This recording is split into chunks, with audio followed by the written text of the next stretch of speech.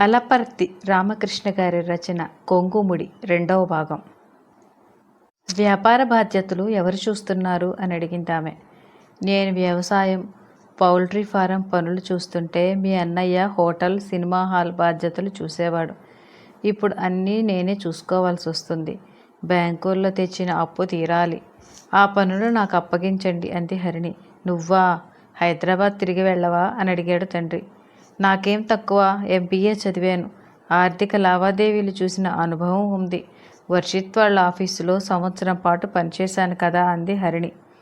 అది కాదమ్మా, వర్షిత్ హైదరాబాద్ వదిలి ఇక్కడికి రాడు. అతను ఎక్కడ ఉంటే నువ్వు అక్కడ ఉండాలి కదా. అతను వచ్చి నిన్ను తీసుకువెళ్ళిపోతే మళ్ళీ మరొకరికి బిజినెస్ అప్పగించాలి. మళ్ళీ మొదటికి వస్తుంది. ఏ తండ్రి అయినా తన వ్యాపార సామ్రాజ్యాన్ని కొడుక్కే అప్పగించడానికి ఇష్టపడతాడేమో కానీ కూతురికి చోటు ఇవ్వడు. డాడీ, నువ్వు కూడా అంతే. నేను ఎంబీఏ చదివినా వ్యాపారాన్ని నాకు అప్పగించలేదు. అన్నయ్య వద్దు వద్దని మొత్తుకున్నా వాడికి వ్యాపారం అప్పగించారు అందామె. ఎన్నో కుటుంబాలను గమనించింది ఆమె. మేల్ డామినేట్ ప్రపంచంలో కొడుకులకే వ్యాపార పగ్గాలు ఇస్తారు కానీ కూతురికి ఇవ్వరు. కూతురికి దక్కేది ధాన్యం తరలించాక చెలల్లో మిగిలే పరకలే. హరిణికి కోపం వచ్చిందని గమనించాడు జగదీష్. సముదాయించే ప్రయత్నం చేశాడు. మంచి ఉద్యోగం వచ్చిందని హైదరాబాద్ వెళ్ళిపోయావు. బిజినెస్ మ్యాగ్నెట్ని పెళ్లి చేసుకున్నావు. ఇక్కడే ఉండి వ్యాపారం చూస్తానని ఒక్క మాట మాతో చెప్పలేదు. ఇప్పుడు నువ్వు హోటల్ బిజినెస్ చూస్తానంటే నేనెందుకు అభ్యంతరం పెడతాను? రేపటి నుంచి అన్ని వ్యాపారాలు నువ్వే చూడు అన్నాడు ఆయన. మాట మాత్రం చెప్పకుండా హరిణి పుట్టింటికి వెళ్ళటం వర్షిత్కి ఆశ్చర్యాన్ని కలిగించింది. వారం రోజులు పోతే తనే తిరిగి వస్తుందని అనుకున్నాడు. ఆమె రాలేదు. కనీసం ఫోన్ కూడా చేయలేదు. విశాల్ని చూడాలనిపించింది. మరో 10 రోజులు బెట్టు చేస్తే ఆమె కొడుకుని తీసుకొని ఇంటికి తిరిగి వచ్చేస్తుందనుకొని ఎదురుచూశాడు. నెల రోజులైనా ఆమె తిరిగి రాలేదు. హరిణికి అంత కోపం ఎందుకు వచ్చింది? మగవాడికి ఏవో కొన్ని సరదాలు ఉంటాయి. భర్త మనసును అర్థం చేసుకొని భార్య నడుచుకోవాలి కానీ అన్నింట్లో తను అనుకున్నట్లే జరగాలి అంటే ఎలా కుదురుతుంది? తనకు దూరంగా ఎన్ని రోజులు ఉంటుంది? ప్రేమ గుడ్డిది అంటారు. అది నిజమో కాదో తనకు తెలియదు. హరిణితో పరిచయం స్నేహంగా మారింది. నెమ్మదిగా ప్రేమ అంకురించింది. ఆమె అంటే అభిమానం పెంచుకున్నాడు. తనకు 100 కోట్ల వ్యాపార సామ్రాజ్యం ఉంది. ఆ సామ్రాజ్యానికి తను రాజు అయితే ఆమె రాణి. ఆమె పెళ్లి చేసుకొని ఉన్నత స్థితిని కల్పించాడు. ఆమె కలలో కూడా ఊహించిన ఆస్తికి వారసురాలిగా చేశాడు. వాటినన్నిటినీ ఖాతరు చేయకుండా వెళ్ళిపోయింది. తనే ఓ మెట్టు దిగి ఆమె సెల్ ఫోన్కు ఫోన్ చేశాడు. ఆమె మాట్లాడకుండా విశాల్కి ఇచ్చింది ఫోన్. వాడి గొంతు విని పులకరించిపోయాడు. ఉద్వేగంతో ఊగిపోయాడు.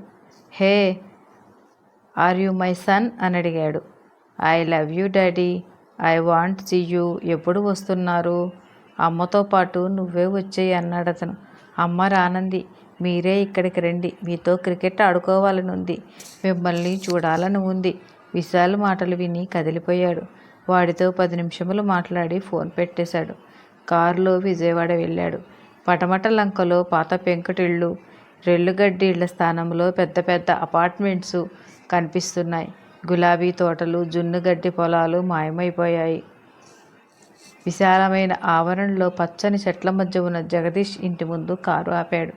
కారు దిగుతున్న అల్లుడిని చూసి ఎంతో ఆనందపడ్డాడు జగదీష్. వీళ్ళిద్దరి మధ్య ఏదో విషయమై వాదన మొదలై ఉంటుంది.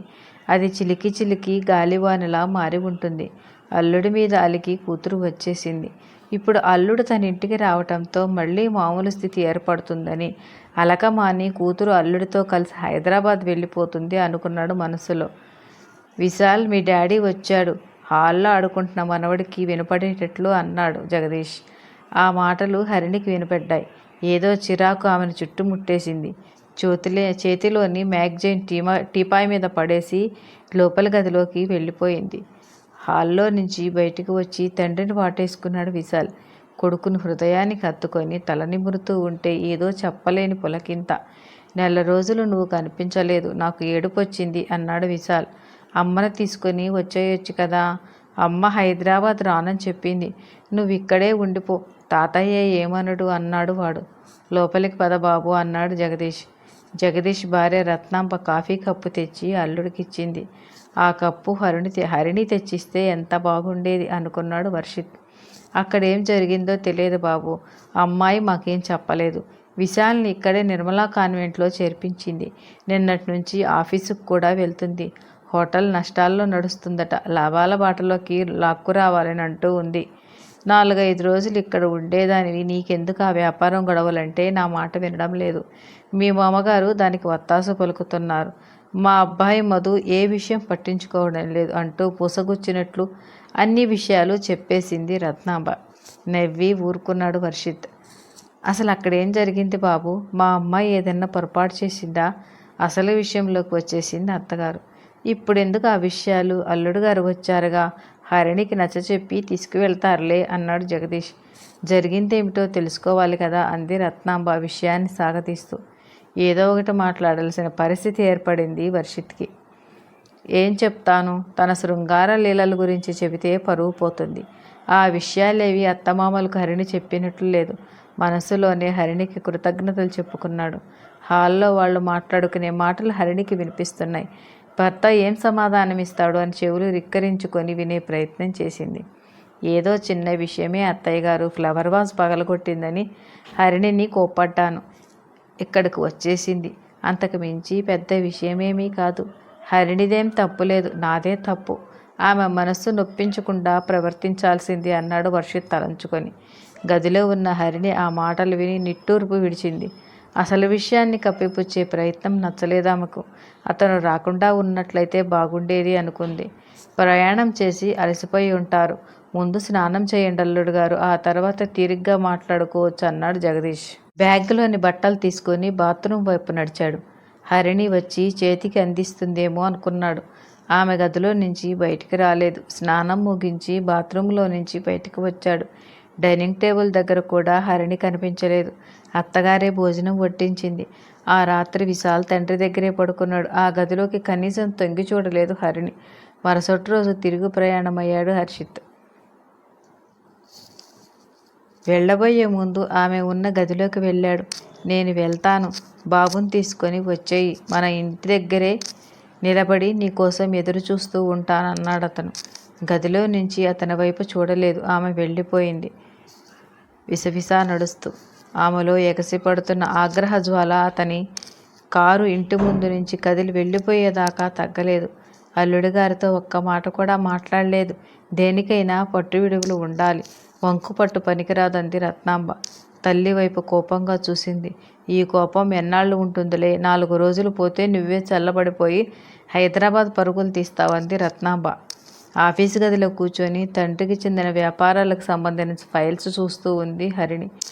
పౌల్ట్రీ ఫారమ్స్ లాభాల్లోనే నడుస్తున్నా సినిమా హాల్ పెద్దగా లాభాలు తెచ్చిపెట్టడం లేదు. నష్టాలు లేవు. పేరు కోసం తండ్రి ఎప్పటి నుంచో సినిమా హాల్ నిర్వహిస్తూనే ఉన్నాడు. మధుజ్యోతిలోకి వ్యాపార బాధ్యతలు రాగానే సినిమా హాల్ కూలగొట్టి షాపింగ్ మాల్ కట్టించాలనుకున్నాడు. జగదీష్ ఆ ప్రయత్నం చేయవద్దని అనడంతో ఆ ప్రతిపాదన వాయిదా పడింది. 50 ఏళ్ల క్రిందట కట్టిన సినిమా హాల్ అది. తాతగారి హయాంలో కట్టిన సినిమా హాల్ అది. దాని జోలికి పోవద్దని కొడుక్కి నచ్చచెప్పాడు జగదీష్. ఆ హాలును రీమోడలింగ్ చెయ్యాలి. కొత్త సినిమాలు హాల్లో ఆడేటట్లు చూడాలి అనుకుంది హరిణి. మిగతా వ్యాపారాలు బాగానే ఉన్నాయి కానీ హోటల్ మేనేజ్మెంట్ దారుణంగా ఉంది.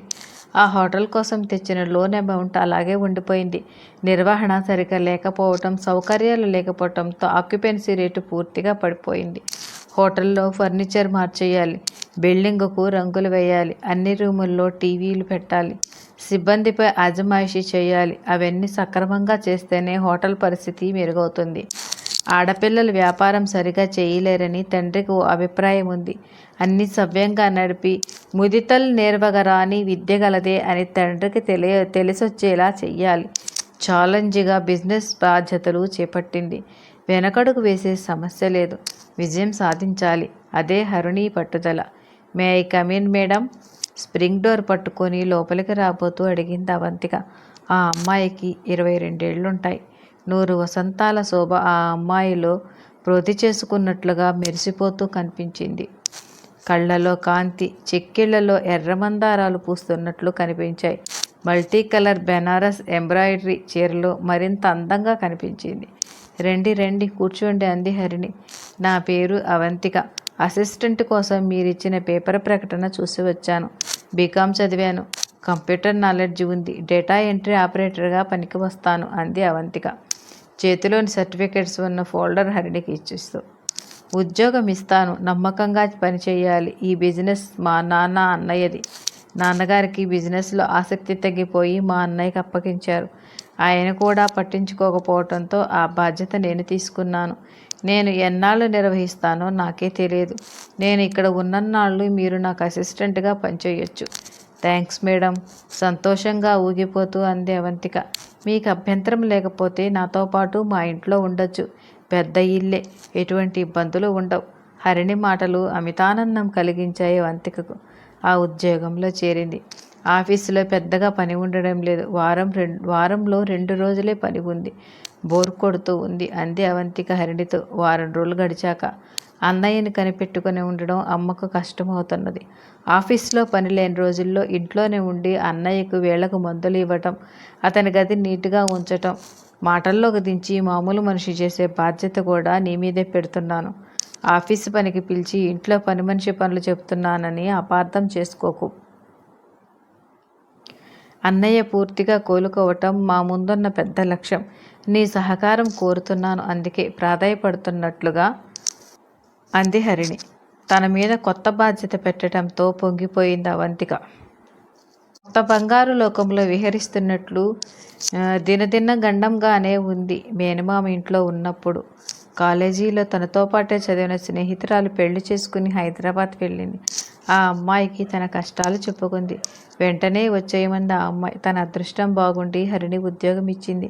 ఇంట్లో కూడా చోటు దొరికింది. హరిణి వాళ్ళ ఇల్లు ఎంతో బాగా నచ్చింది. 2 అంతస్తుల అందమైన భవనం. ఇంటి ముందు పచ్చటి లాన్, ఇంటి చుట్టూ పచ్చటి చెట్లు, ఇంటి ముందు రకరకాల పూల మొక్కల చుట్టూ హడావిడిగా ఎగిరే సీతాకోచిలుకలు, చెట్ల మీద చేరి గొంతు సవరించుకునే పక్షులు. ఈ ఇంట్లో ఒక్కరోజు ఉండనిస్తే చాలు ఈ జన్మకు అనుకుందామే. కొంగుముడి తరువాయి భాగం మరొక వీడియోలో విందాం. నా వీడియో మీకు నచ్చినట్లయితే లైక్ చేయండి, షేర్ చేయండి, సబ్స్క్రైబ్ చేయండి. Thank you.